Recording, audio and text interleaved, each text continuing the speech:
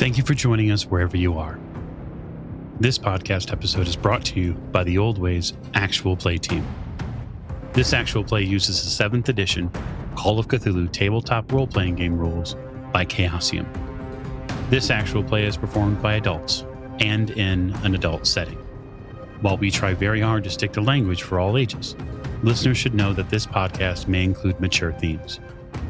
All content, including names, places, events, companies, and etc., that may bear resemblance to entities living or dead, is strictly coincidental. My name is Michael Diamond, and for tonight's game, I will be your keeper.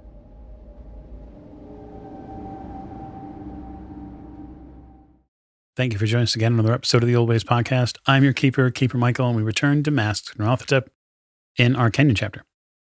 As we like to do before the show, we'd like to thank you, the listener, and especially you, the Patreon supporter. If you've not had a chance to check out what we offer on Patreon, you can over at patreon.com/The Old Ways Podcast.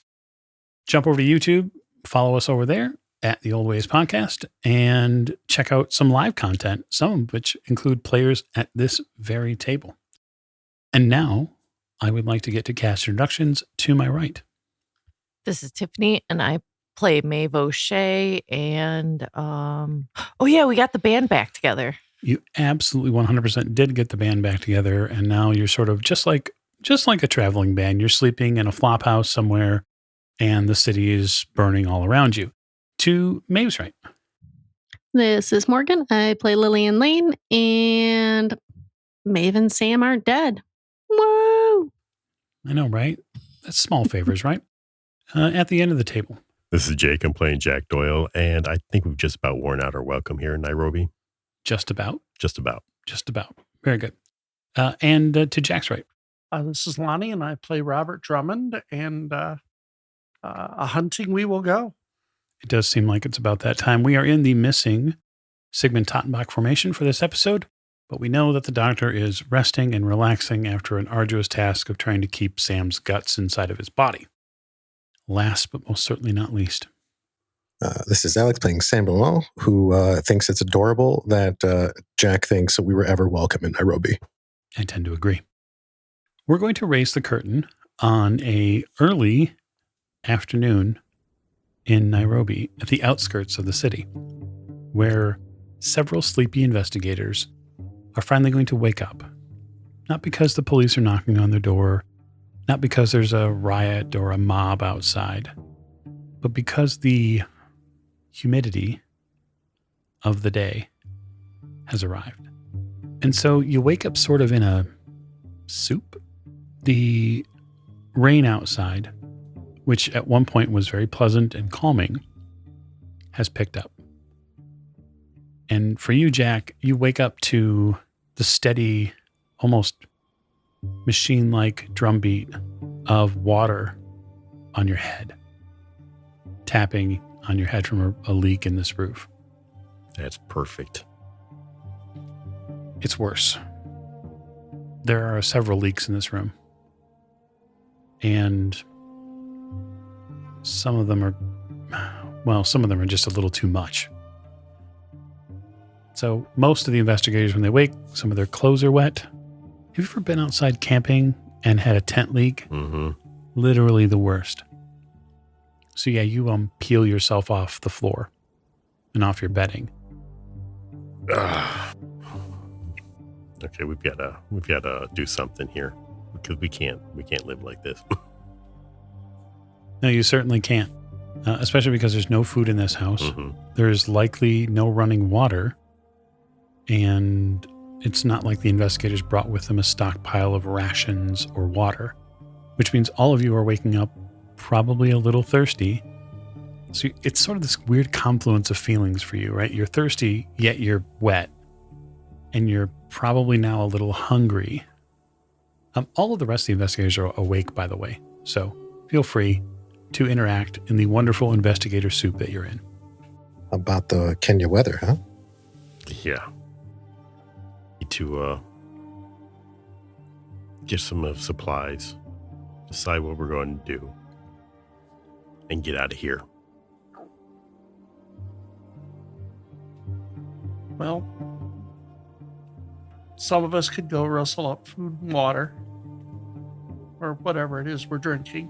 I plan on going to get us the gear we need to hit the bush.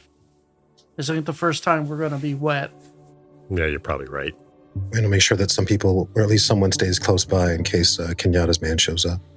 I can wait here. Is there a bathroom or anything in the... You said there were a couple rooms, right? There's a room just not too terribly far off from the main room. I say not too terribly because it's probably about 10 feet. And there does appear to be there's a toilet, a loo in there. There's no sink with running water or anything? No, ma'am. Well, before we leave, I think it's worth considering we don't know how long we're going to be gone or if this is the last leg of this particular trip. So considering what we're up against, I think it's worth taking a full inventory of everything that we have at our disposal.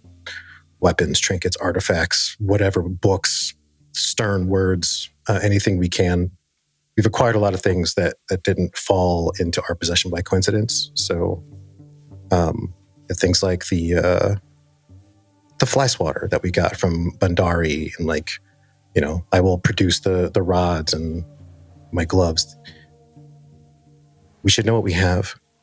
We're also going to need to know, obviously, if Robert's going to be running around getting travel supplies, what we're lacking. Right. So let's get an idea what we have. We'll start pulling stuff out and making an inventory. Now, with the chest, I know there was a bunch of stuff that went back to New York, but I'm pretty sure there was stuff that got left behind. I'm looking at my notes for it right now. This would be a good chance to inventory a little bit. Yeah, if you've got anyone else here has notes on what may or may not have been sent back. Those sessions were long ago. Mm-hmm. Well, so while we're looking around, I will actually say, and I figured out how Tonkur was able to keep those fire demons under control so well. The spell to summon them is much easier if the summoner is able to stand in a fire. This ring that I pulled from her body makes that possible without burning yourself. That is interesting. And I guess I don't know how else to explain this, so I guess I'll say it plainly. After Maeve and I escaped the police station, we took refuge in a glen outside of town. And while we were cleaning up and resting, we were visited by what I can only describe as gods, emissaries of them, at least, of Bast and Yig. They shared a bit with us. What did these emissaries say? Well, they said the timelines have moved up pretty dramatically. We have less than a week to prevent this travesty from happening now. These people are apparently against the wall because our actions, clearly, and they I guess they're looking to send the world off a cliff in desperation. Then I guess we better start thinking about moving here. There's a village that we were told about between here and the mountain, a tribal village of the Kikuyu people, Kenyatta's people, told me about them as well. There's a chance that if we share our plight with them and what we know the solution to be, there may be some among them willing to assist us in completing the ritual. Perhaps. But that'd be nice. Well, it would also be paramount that we protect them at all costs, even at the expense of our own lives, if it means completing the task. So I guess I just want to make it clear now that I have no intention of misleading these people. Our fight is their fight. And I think they should be given a chance to protect their homeland. Absolutely. So there's a mask in the books. There's still a mask and a bowl. I have it as a singing bowl. Is that what? Singing Oh, yeah. Mm-hmm. So there's a bowl and a mask that are still in the trunk. Everything else went that I'm aware of. And there's a couple chronometers still, but I don't know if those are any use. They seem to be telling the exact same time, just as they were. Right. I don't. It's interesting. So they're not even planning on using that anymore. Mm-mm. I mean, likely because we dismantled all their cults. Right. We might be able to sell those to raise the funds we need to outfit the rest of the expedition. Yeah, since we don't need them anymore. Who had the fly swatter? You have that, right, Jack? Yeah. Okay. And I don't have any nifty arcane items, so all I have are my guns. Well, Bernard made it pretty clear that thing is special. Yeah. Anything? I look around. Anybody have anything else? Just the books. Oh, and my staffs. And your knife. Yeah, my knife. The doctor has the bracelet now, right? He does. The Yeah. doctor has a bracelet. And the lizard. The cage. Right, the creature in the cage. And it's sleeping. It's just chilling, right? It hasn't really done anything. Mm-mm. No. For now. Oh, God. We're probably not going to have any more time to study. So, Robert, what are you thinking as far as supplies? We're going to need clothes. We're going to need probably some climbing gear. Some, of course, tents. We don't know how long we'll be out here.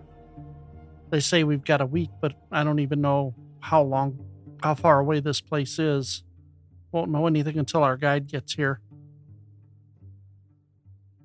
I don't know if you want to wait for the guide to help fill this out, because my camping skills are a little out of date. Yeah, he might have a better idea of what we'll need to. Okay, so I guess what we need then is to find money. That's what I'm saying. We saw those two chronometers. I mean, we could probably get some money from that. I point at the mask. That thing freaks me out. You've used it before, Maeve. Is this thing going to be of any use to us? What? Point at the Mask? mask. No, I don't think we're going to need the mask unless anybody wants to play roulette with the gods. But I don't think we should leave it anywhere for somebody to accidentally put it on. That makes sense. I mean, some of these things are going to have to go with us anyway. I'm just trying to figure out if there are things we want to, pack on the journey or pack for packing. Oh, yeah. I mean, we can set that back. Okay. And what about this bowl? I think it was a ritual bowl. So that can go back too. I also have Tonkar's knife. Does this just seem like a murder blade, or does this thing seem kooky as well? Does it have any writing on it? Like when he offers it to you, you feel revulsion. Like, Oh. Nope.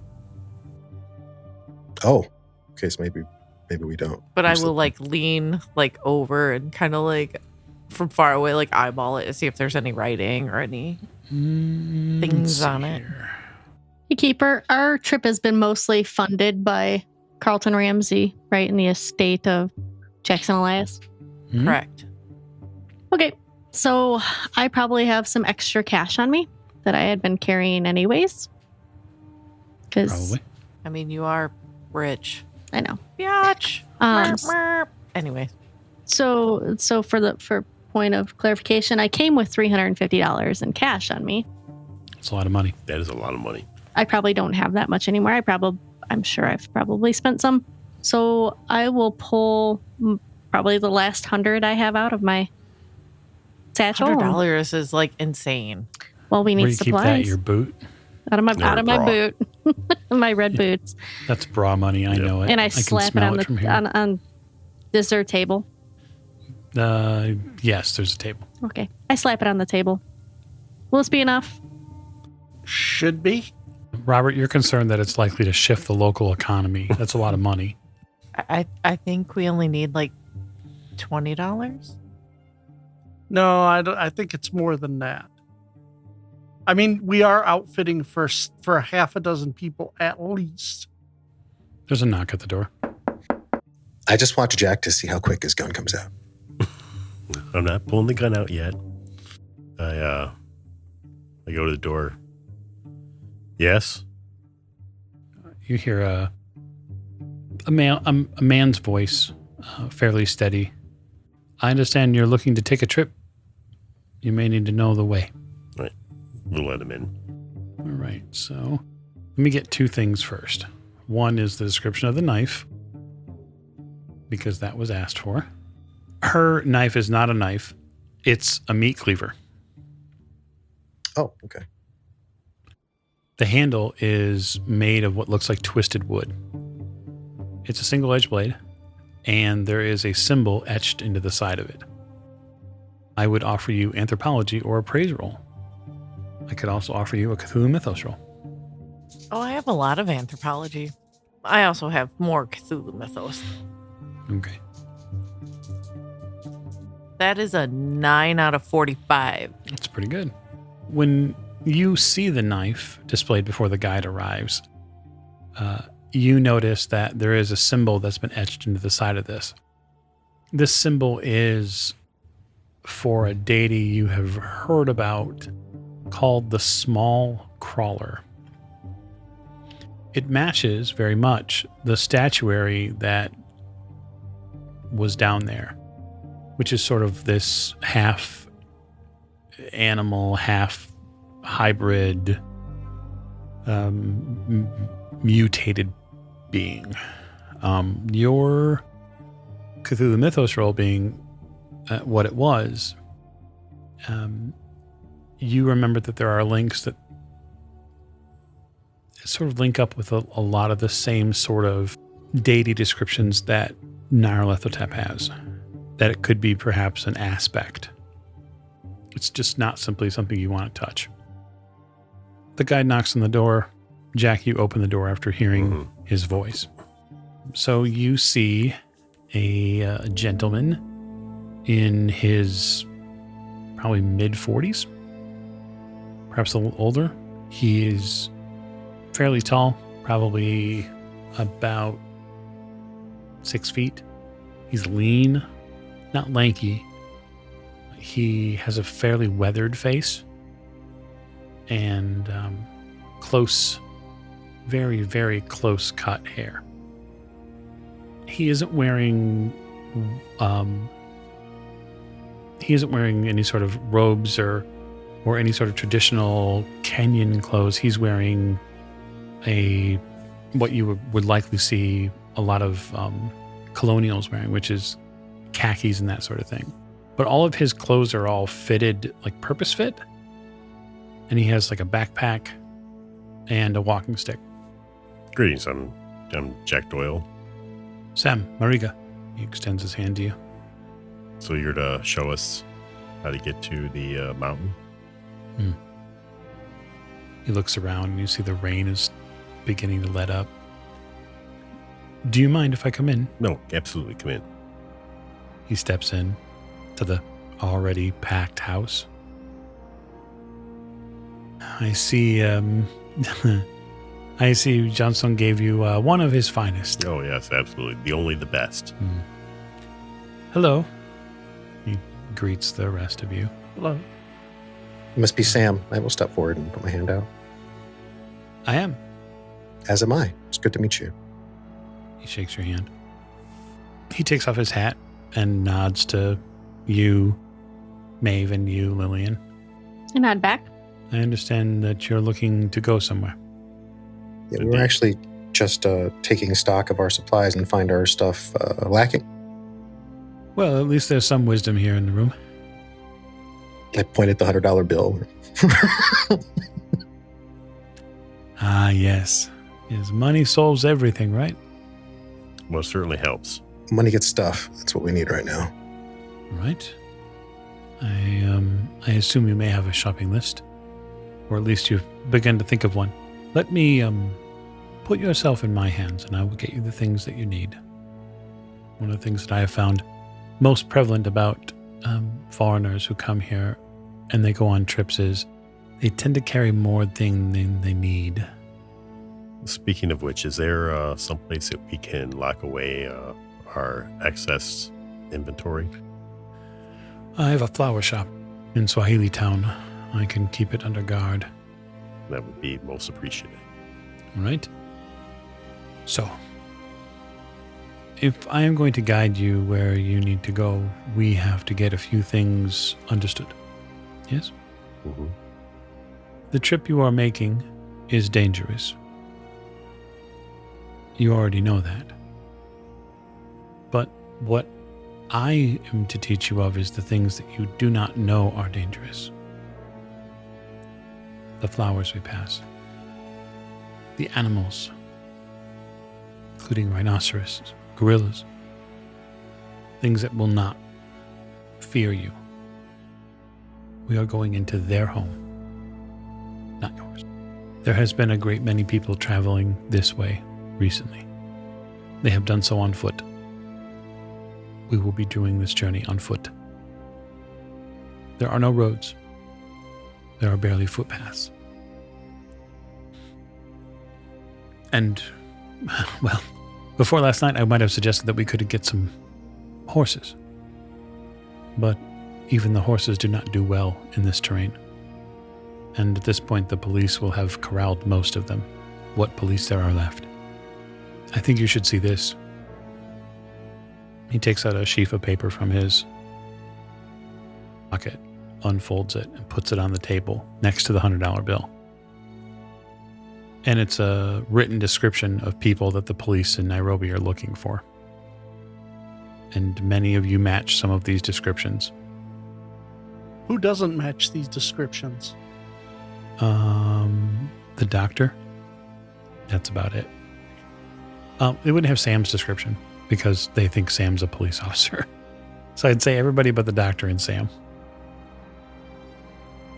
They at the top say that there are Americans here that they're looking for. And they believe that there's a witch amongst them. Yeah, not wrong. That is probably the first thing you pick out, Miss Lane, is that your name is on this. Like my actual name? Like, Uh-huh. oh, Like Lillian Lane. Like, you know the rooms you booked under your name at the hotel? oh. Daddy is not going to be pleased. Does it look like Sam wrote this, or does it look like he got this from the police? Like, is there a letterhead? It looks like it's from the police, but there's no letterhead. Oh, okay. This is like a posting that would probably go to like a newspaper to be replicated, like in a mimeograph or some other type of printing machine. Yeah, well, luckily they don't have a newspaper right now. Yes. It says that the group is wanted in the connection of the fire at the Nairobi Star and the explosions at the police station and potentially murders at the hotel, at the Hampton House Hotel. Does it mention the train? No. Okay. See, now this is some bullshit because we know that there's police there who saw the attackers. All I know is you're a bunch of white people that are causing problems. We're going to blame everything on you. I'm going to look at Sam. Can we keep this? Of course.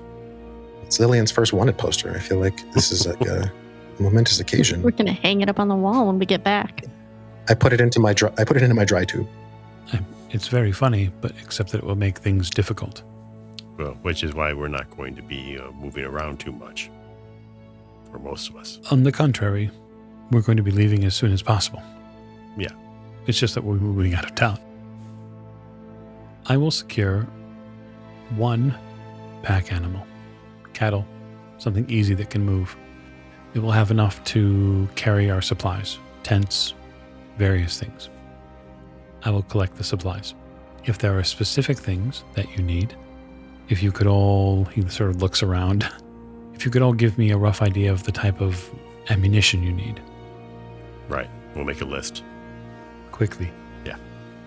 I mean, we have a general idea of what everyone uses. So. One other thing, you're taking us to the mountain.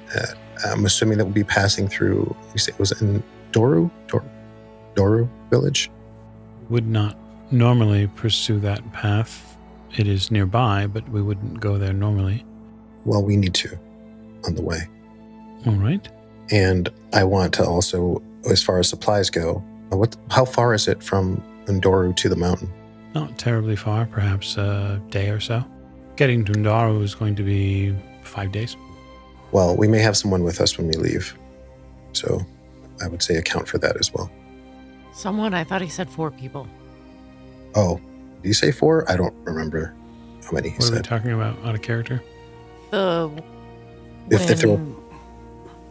When they told us to go to the village, Mm-hmm. I thought they said 4 people. Mm-mm. They said you would have to gather people there for the ritual. Oh, okay. So we may have several people. Mm-hmm. Allow me to amend my statement. I would say we might be traveling with more people from that village Traveling where? to the mountain. You see a big sort of toothy grin splash over his face. The people do not go to the mountain at all. They fear it. I understand that. And they should. They have every right to. But they, I don't really know how to say this, they may want to help us with what we're doing at the mountain once they know what we're doing. He sort of looks a little in disbelief.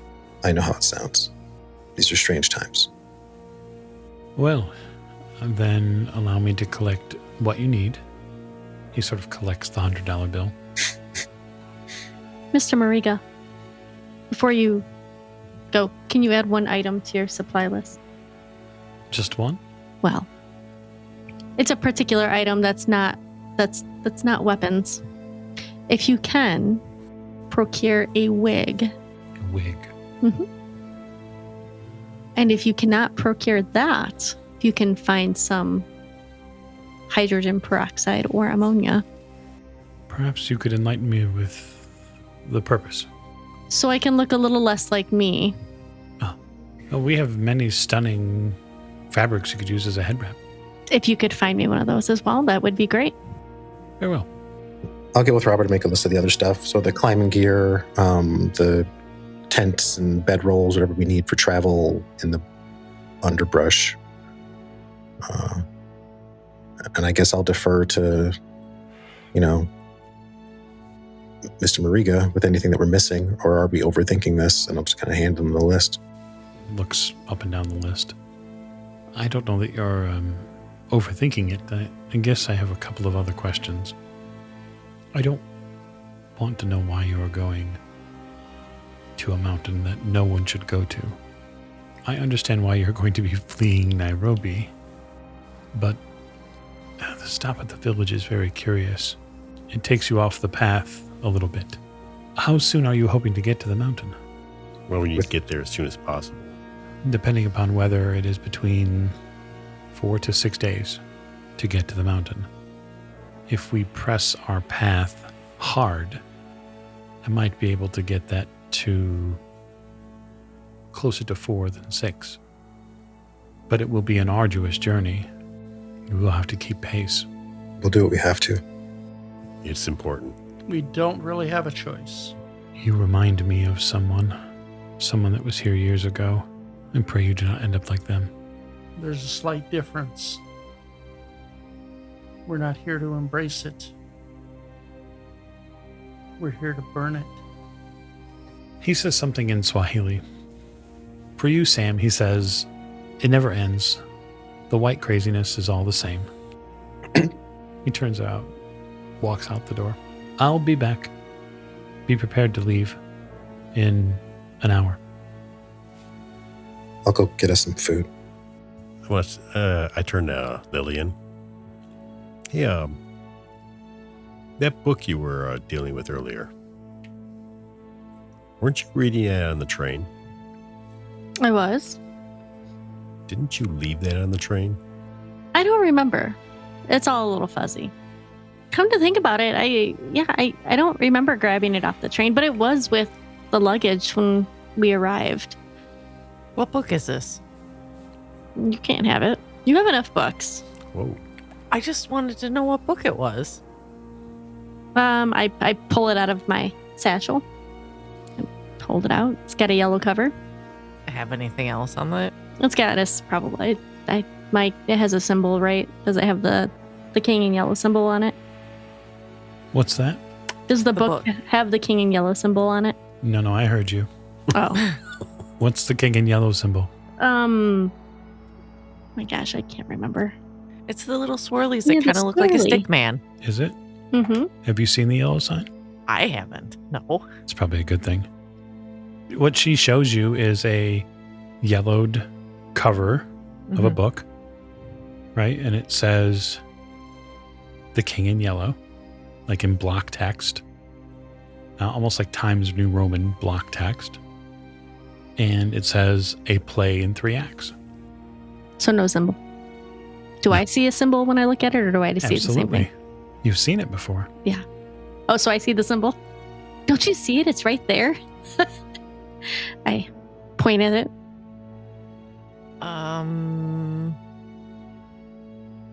No. It's a play? Oh, it has the most wonderful story. And sometimes you can, when you're reading it, you can hear the violins. It's like you're right there. Just so you're all aware, like when Lillian explains this, like her vision gets a little like, she gets sort of starry-eyed and she like looks off into the distance. She looks really captivated by explaining this to you. Lillian, are you okay? I had the book open. I had opened the book Mm-hmm. and I suddenly slap the book shut, shake my head. Yeah. Oh, yeah, I'm fine. It's just a really great story. Dancing and violins and I look at Jack and I shake my head like, no, not okay. then I put the book back in my satchel. I'm so glad I went to get food. As am I. I've never heard the King in Yellow mentioned, right? Like in any of my other books? Or do you want me to roll Cthulhu Mythos? I mean, I think it's worthy of you rolling Cthulhu Mythos. But I don't think any of my other books, unless I came across it in the Nomnomicon. Nomnomicon. No. It's a cookbook. That is 12 out of 45. Okay, so hard success on a Cthulhu Mythos roll. I would say in all of your studies and all of your time, Mm-hmm. you have heard of stories of a play that was linked back in, a couple hundred years ago in France. And there was some disturbing happenings after the play was put on. And supposedly all copies of this play have been burned. Okay. Supposedly. Right. But for your knowledge, like Maeve doesn't understand what the reference to the Right. King in Yellow is. Like Right. you don't have the connective knowledge to understand what it is. Well, that's why I asked, because I'm like, I don't think any of those books would have talked about that at all. Like, I don't think I've come across anything that would, but I do know it's not okay, and she needs to just keep that book in her satchel. Keep it in your sack. Yeah. Well, because I'm not going to have her lose her shit by trying to take her book from her, because you can tell by the way she acts. Like, that's not a book you take away. We're going to put a pin in that. Right. We're going to put a nail in it into the floorboards. I'm going to honestly bet that you can't take that book away. Oh, no, probably not. It's been tried. So a couple of things happen after this. The guide comes back in a little while. You sort of hear the movement of animals outside before you hear the knock on the door. But he comes back with a couple of basically beasts of burden that have been laden with what looks like tents and likely food rations and boxes and that sort of thing. Sam, for your part, getting food in town is not difficult. It doesn't need to be a scene, though, just FYI. No. It's just you collecting food. The guide, Sam, brings back water as well. So there are decanters for water, and he mentions to you that we are heading into a rainy period here in Kenya. And so we will likely want to make sure that we collect water as we go. He recommends that you all be careful on the road, especially when it comes to insects and small reptiles and those sorts of things, which could prove problematic. There's one thing I'd like to procure other than the food. Of course, what is it? A can of kerosene. Sure. Okay, that's it. Okay.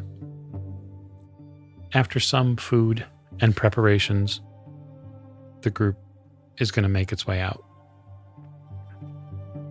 You walk out of Nairobi, hopefully to a better future long term.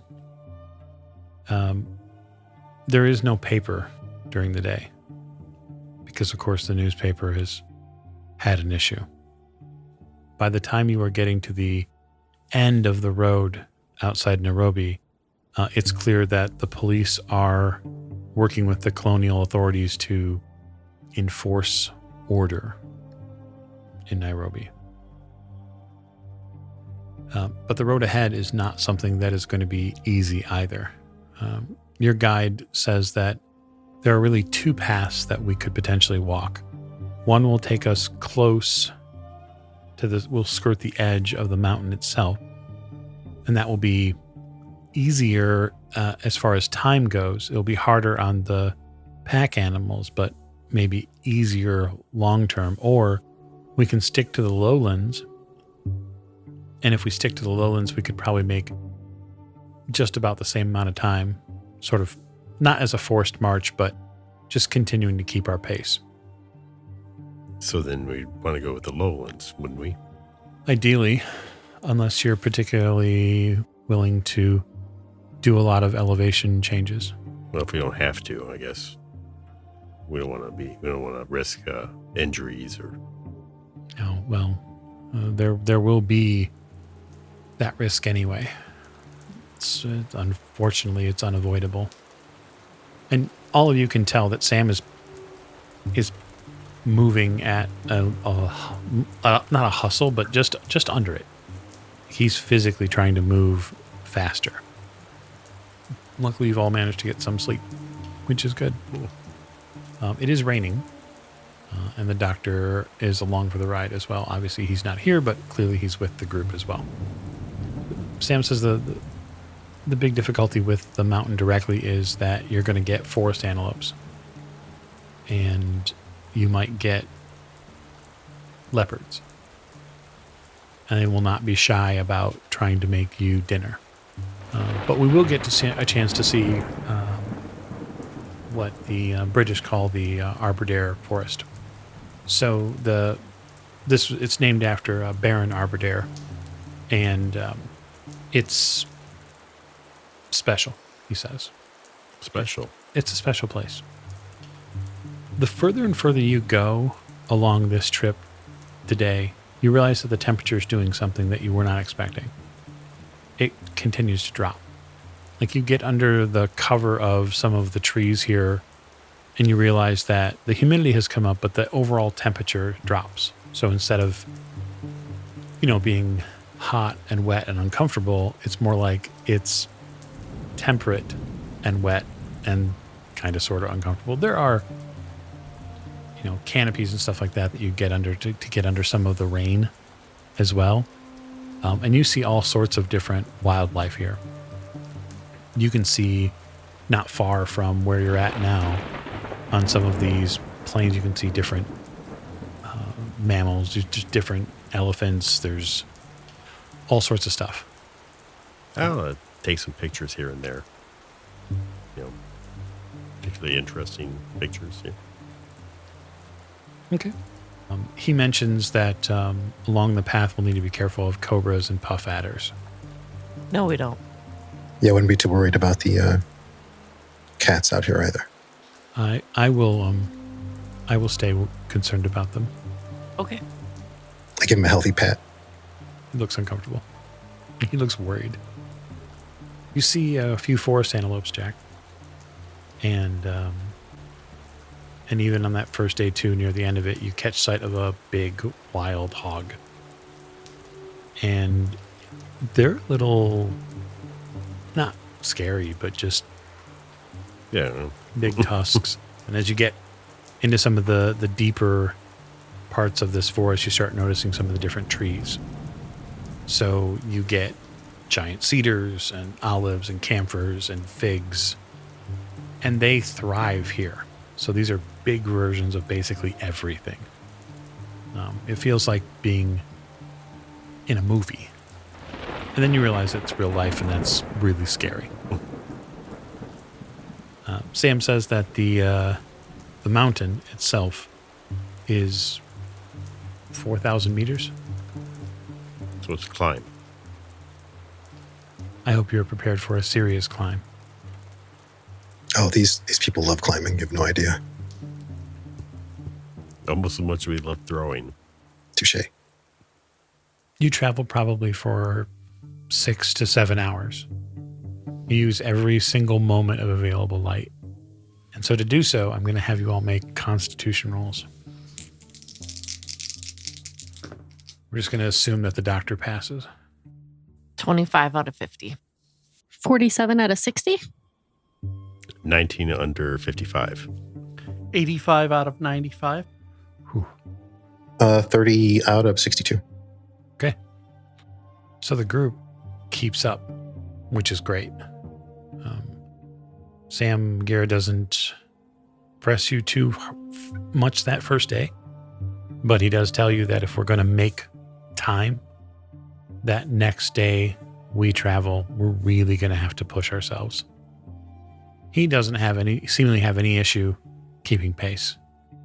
And when you finally make camp in part of the forest that night, and you get sort of surrounded by the symphony, which is Arbor Forest, and all of the different insects and all of the different creatures that exist out here, he spins a few tales of old.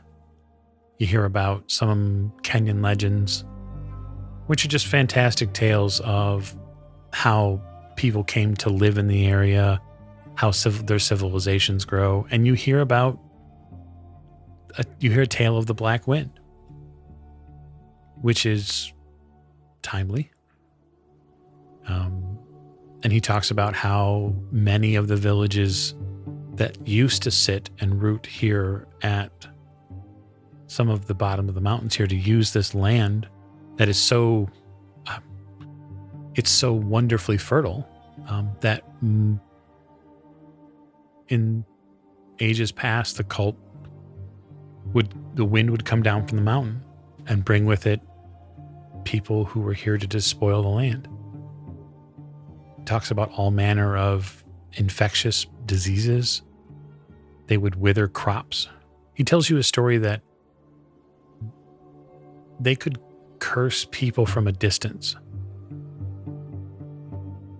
And that there's a woman in a village not too far from here that supposedly was cursed by the cult recently, and that she can barely speak anymore. And you get that sense that Guerra is he's afraid of that cult.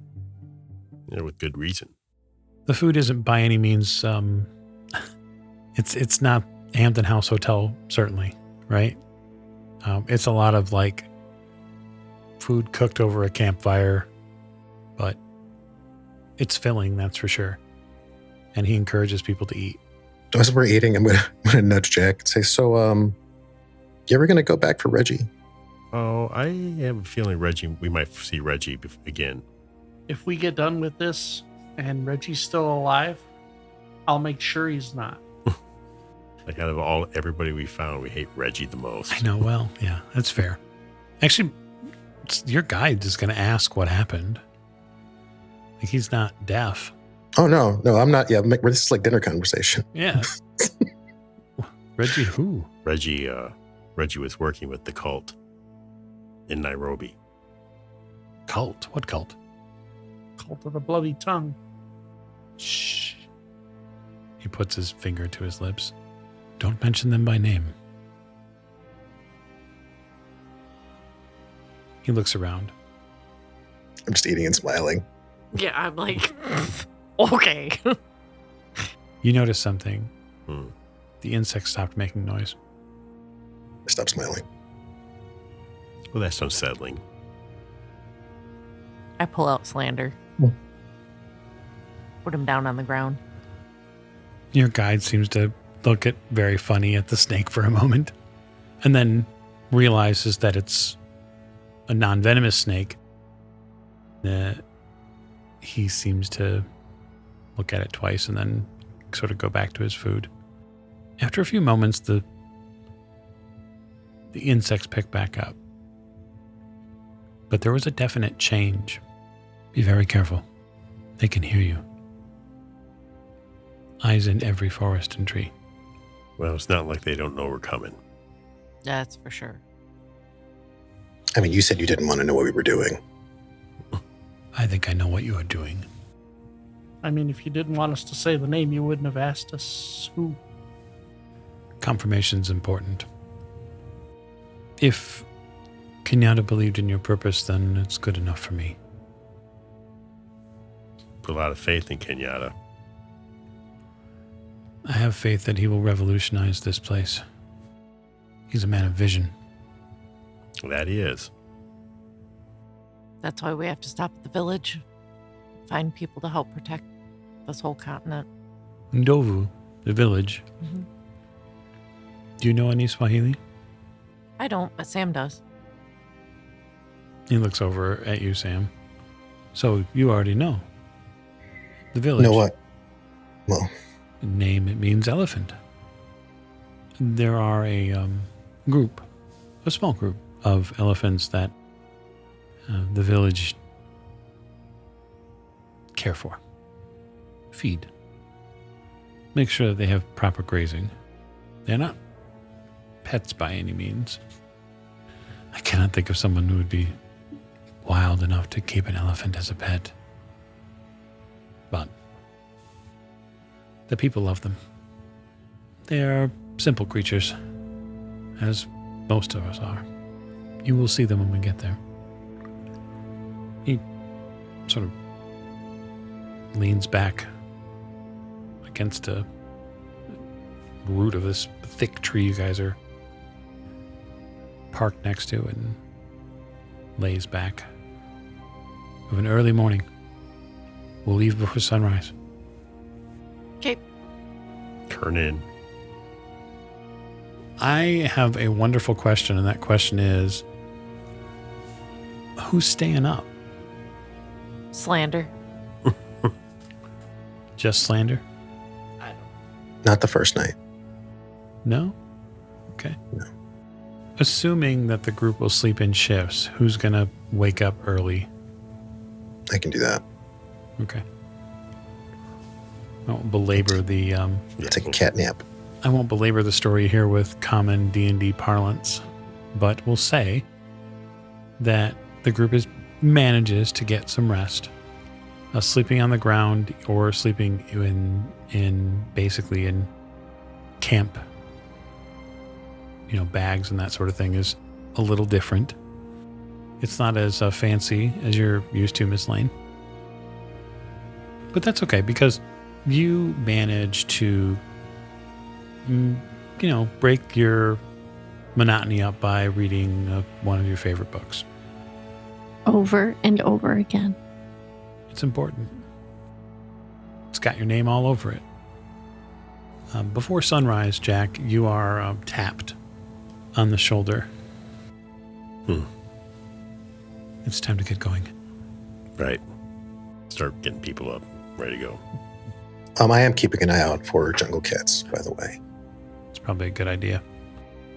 The camp was not disturbed last night.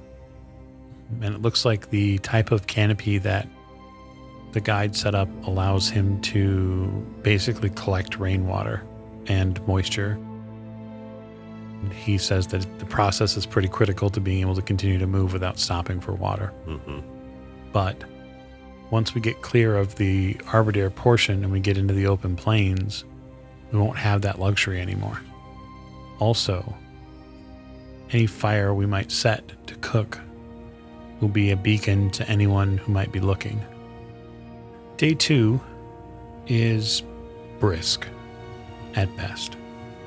The uneven ground here in the forest is difficult for the pack animal to get through. The guide is an excellent animal handler, but even he struggles to get the process going. We'll make a animal handling roll for him. Yeah, which he passes. Helping out in this part is a little hard because unless you've really dealt with animals, it's way easier if you just get in the way. But by the middle part of the second day, I'm going to have you all make constitution rolls.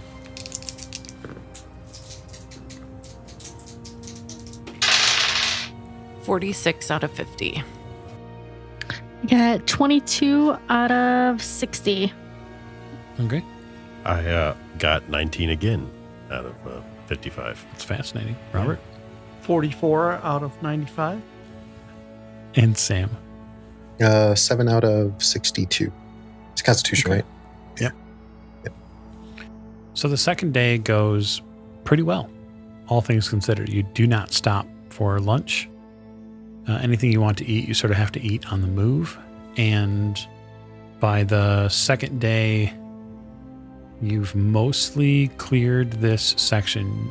You are beginning to see a direct rise in elevation. That's really what the Constitution roll is for, because it gets real. The incline begins, and you can see in the distance mountains. The mountains are so tall that you see clouds collected on top of them. The guide begins pointing the way where you'll be going. And he tells you that once we clear the national park range here, we'll dip down a little bit off in elevation. And he said, be prepared to lengthen your left leg and shorten your right. He almost makes a dance of it. And you can see that because of the elevation and the wrap of the mountain, you're going to be basically walking sideways, which he seemingly thinks is funny. I pay very close attention to what he's saying. Yeah. It's necessary. So you clear that portion of it and you see what he's talking about. And after about a good 20 minutes, everybody here is basically done with walking like this. It's horrible. To your left, as you walk this path, though, you see an enormous mountain range sprouting up directly out of ground. It's a really steep incline. And he points it out as Mount Kipton. It's a sister to the mountain where you're going. At the foot of that mountain is where we'll find our village. Now, let's make camp. I know you said that you're doing this because Kenyatta said, but I'm just kind of curious if you have an idea as to why we're here. Did something happen? Did you lose anyone, or did they take someone from you? Did you know that I run a flower shop? No, I didn't. Some of the most impressive botanicals and petals around.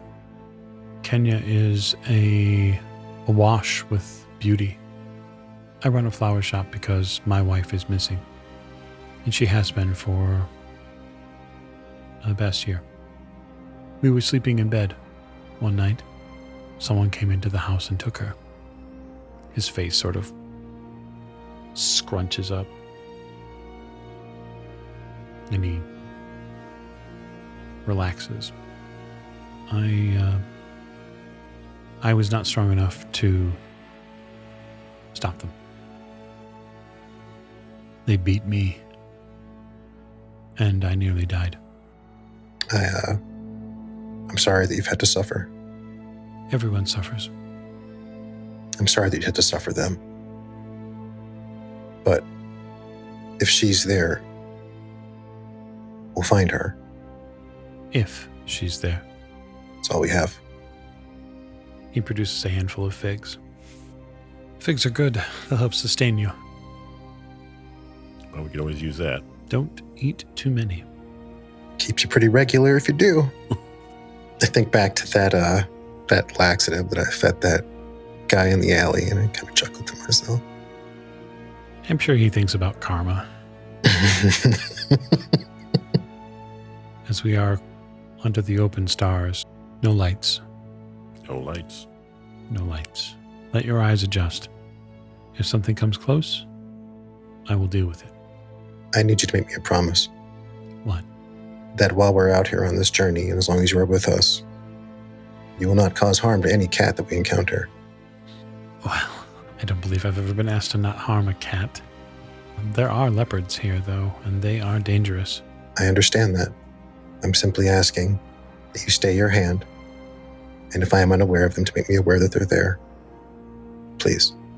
He looks at you, Maven, and says, and should I promise not to harm any snakes? It's probably a good idea, actually. You don't have to make such a promise, but I mean, if you do harm one, I can't guarantee any good luck. And you, Miss Lane, do you have a favorite animal I need to be aware of? Oh, I like horses. Understood. Well then, let us get some sleep, shall we? He leans back, this time against like the angle of the mountain to use as a backrest. Man, he can always find a backrest. He's a guide. He probably scouts places based on backrests, right? Oh, that's a good backrest. We're going to camp here. We're going to camp right there. Look at that backrest. Okay. Who's sleeping? Who's staying up? I'll stay up. You're going to stay up. So moving forward, because you've been traveling now more than a day, the person who stays up, their constitution roll is a hard roll automatically. That'll sort of mix up the pot a little bit, I think. Mm-hmm. And as your friends doze, Robert, you get the distinct impression after a few hours that there is definitely wildlife here on the open portion of the ground. It's hard to see, but it's not impossible to hear. And you can see shadows maybe in the distance move against some of the backgrounds. The moon is not as helpful. It's about close to new moon. Why don't you make me a hard spot hidden roll? Oh, I'll certainly try. I will spend 7 points of luck to make that a 32 out of 32. Okay. Well, which would be my hard. My spot hidden's a 65. I got you. So, Okay. That's super helpful. Thank you. Yep. Okay. So it isn't what you see in the sense that it is what you do not see. Looking up at the sky and the stars here, there is a fair amount of starlight that you get. But as you're tracking things and listening for things and being attentive, you see the stars in one spot wink out of existence for just a moment. And then one's more to the left and then further to the left, and some back to the right reappear. Something's flying. Maybe. You watch it happen a couple of times. It moves back and forth over the campsite. You can't really make it out because it's pitch black up there. But the stars dim. I'll nudge Jack awake. Yeah. Something up there. I point up. I'll stare into the sky. With him pointing it out and your spot hidden what it is, there's no roll necessarily required. You see the visual phenomenon he's talking about. You see stars dimming. You see something up there moving in effect. But it's got to be big. Or it's got to be close. And you can't hear the wind move. You have dealt with creatures who fly before. You've dealt with hunting horrors. You've dealt with, in some ways, flying creatures in Egypt. You hear their wings move because they displace a bunch of air. You're not hearing anything. So whatever's up there is more floating than flying. Maybe. It's a little unsettling, though. I'm going to get out my fly swatter thing. Okay. I don't know how it's supposed to work. Maybe I just wave it around. Occult or anthropology. But that's not something... I mean, you have occult, Jack, but I don't know. I could roll it. You never know. I think that I'm going to let you roll it. I mean, you've got an awful lot of luck, so if it goes wrong, you can just... Yeah, right. Blow all kinds of luck. I'm not blowing that much luck, though. Yeah, my 5 occult skill. That's fantastic. Yeah, no. That's a 43 over 5. You're They're sleeping. Go wake me up. Right. What's this thing do? Maeve. Are you gonna wake me up? Yeah. Oh, I don't know sweet. how to use this thing. Okay. You should shake it and see if it's magical. Why are we gonna use this? I don't know, because there's something flying above us. Kinda. Does it have a heat signature? Yeah, because you can spend for the vision without having to spend the. Right. Did you check the battery? Oh yeah. Oh, shit. Okay, so here's Backwards. you look up, and of course you activate the predator sight, and when you do that, your eyes start to glow. Yeah, they do. And so there's now in the campsite, there's a person, with basically a hood on, and there's two enormous, like golden eyes inside of it. You look like a fucking Jawa. Yes. I'm stealing everything. But you look up, and there is a heat signature up there, and it's big, and it's wide, and it looks like it has two big wings. Okay, like, is it like dragon shaped? Is it like ray shaped? Is it like Let's see here. So they do sort of look like dragon wings, I guess, a little bit like dragon wings, but they're smaller than that. So relative size of the beast that's up there is, well, size is 90. But it doesn't look like the winged things that I have a spell for. Contact winged things or something like that. Yeah. Yeah, you can summon Byakhis, right? Yeah. Yeah, that's what that is. Oh. But here's the problem then. So that's a Byakhi, which means what? There's a caster nearby. Well, someone summoned it. Yeah. It's talking to somebody. Yeah. And even if there's no, you don't see like a person sitting on the back of it. Okay, then I start scanning the planes. That is where things get worse. You start scanning the plains and up and around, and you realize that there are 3 or 4 of these things hanging out on the high cliffs around here. Okay, so the fly swatter, what does it do? You want me to roll a cult? You're going to begin looking at the fly swatter? Yeah. Yeah. Turn off my beacons. Be a beacon. That's a 91 out of 97. That's a successful roll. You know that Bandari said that it could find and resist evil forces. He mentioned that to you, Jack. Okay. You have a feeling, Maeve, that this is sort of a focusing device for whoever is bearing it. It's sort of a focusing for someone's will. So it would help someone resist like your dominate commands. Mm. Like it would naturally make them more, I guess, stronger against having their will deposed. But given some of the working here on the swatter, this whisk itself, this likely could help shed any sort of obfuscation done to a particular area. So if someone had cast an incantation to hide something, this could be used to wash that away.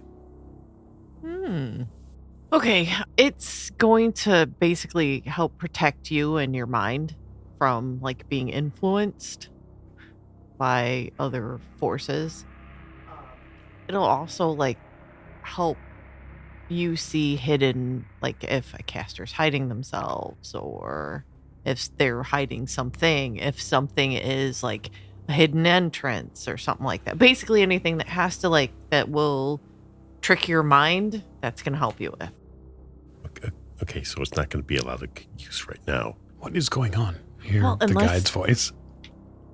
Unless the caster is hiding nearby, because if there's actually like 4 of them, there has to be somebody nearby. 4 of what? Have we come across them yet? Byakhis? Our group? Well, okay, so... Because I read about them because I got the spell. Yes, you did. And Sam knows about them because he had a book where... Right. Yeah, the Gray Journal. Yeah, the Gray Journal. Uh-huh. So the 2 of you know about them, Uh-huh. but he can't see them. He has no idea that they're up there. You're the only one that can actually see that they're up there. And Right.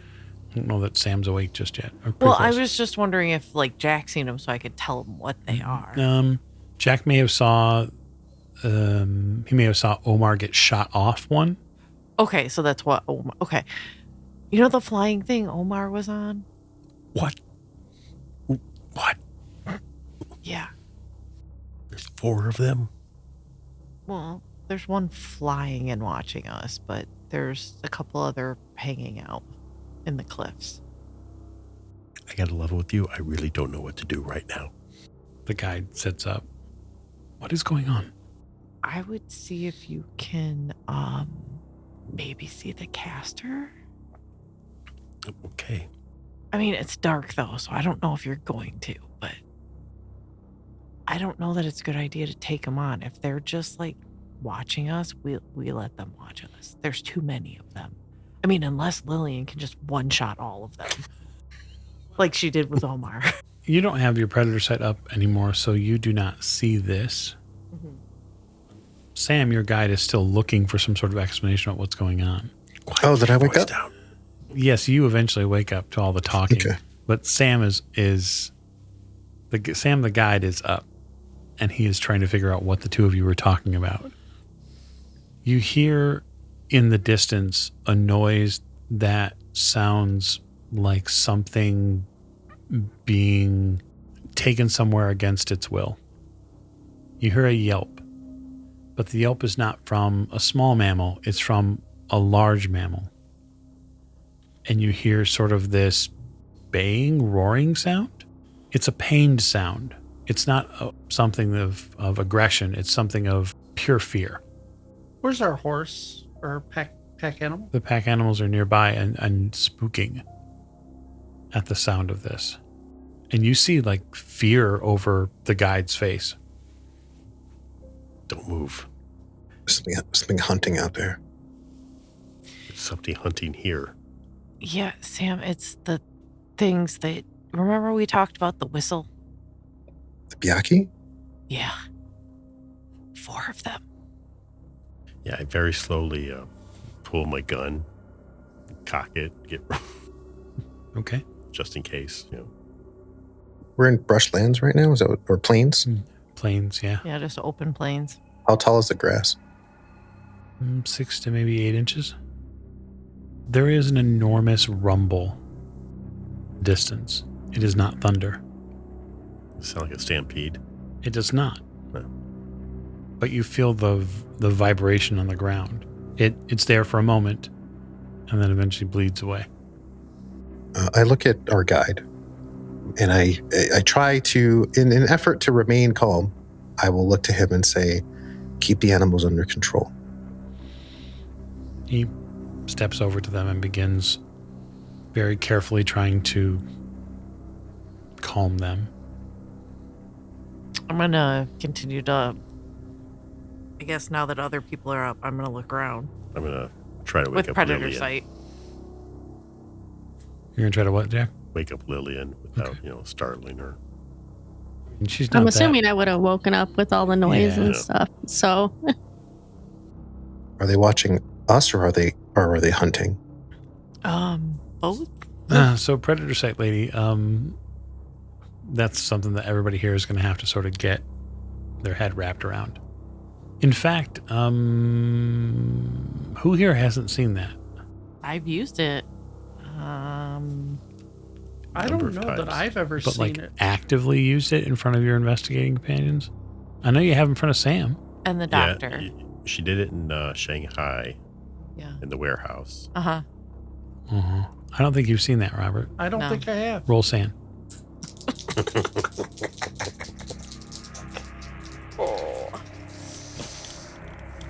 That's an 9 under 79. Okay. I don't think it's enough to take a point of sanity from you, Mhm. but I'm going to leave you with the knowledge that one of the people that you are partnered up with looks like she has glowing golden orbs in her head. And like her eyes they do not look natural at all.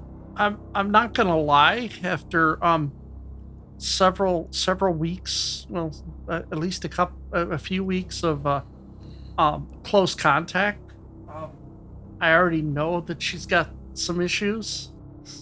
Some? Some. Like more issues than the Amazing Spider-Man, but Hasn't been created yet. So you kind of get an idea of what's going on, Maeve, and it doesn't settle your stomach in any way, shape, or form. So there's an enormous heat signature on the ground over there. And there is a Byakhee on top of it. Okay. And then the other that are nearby begin to fly down and join it. Yeah, they got some giant beast and they're eating it. so they're not necessarily looking for us. Right now. But they don't just exist. Somebody summoned them here. Is there anybody nearby that you can see? Not that I can see. I mean, there's someone who lives on this mountain who would definitely benefit from having these things nearby. Right. So, allow me to leave you with this tonight. The group is able, at least in some way, shape, or form, to get the animals, these water buffalo pack animals that you're using to transport all this gear, to calm down, to settle. What becomes more difficult is hearing whatever it is out there being eaten. And it takes a good long while for them to finish. And that's where I'll leave you tonight. So thank you so much for joining us for this episode of Masks of Nyarlathotep. We greatly appreciate your listening ears, and we won't even apologize if you were eating. Thank you, and good night.